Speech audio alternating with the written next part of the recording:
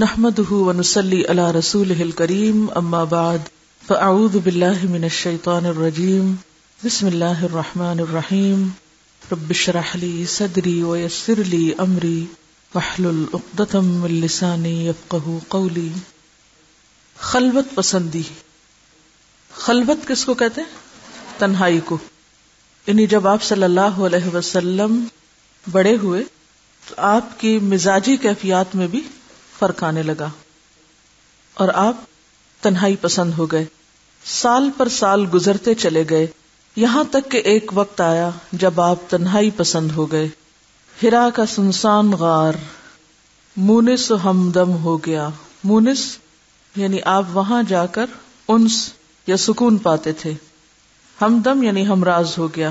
وہ آپ کی کیفیات کو دیکھنے والا تھا. کوئی اور انسان آپ کی کیفیات کو نہیں سمجھ سکتا تھا. جس میں کئی رات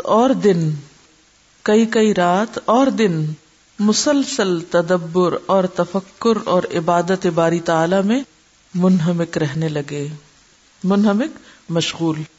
بتوں سے نفرت تھی یعنی فطری طور پر. آبائی دین سے عداوت تھی. کسی چیز سے اتنے بیزار نہ تھے جتنے ان دو چیزوں سے. نبوت.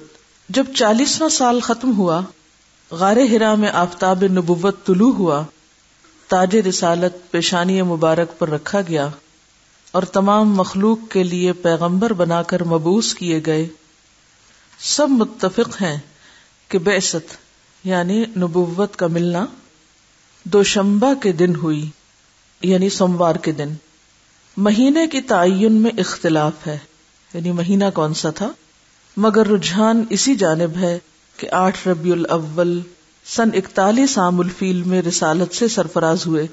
بعض اسے رمضان میں بتاتے ہیں اور شہر رمضان الذی انزل فیہ القرآن سے استدلال کرتے ہیں.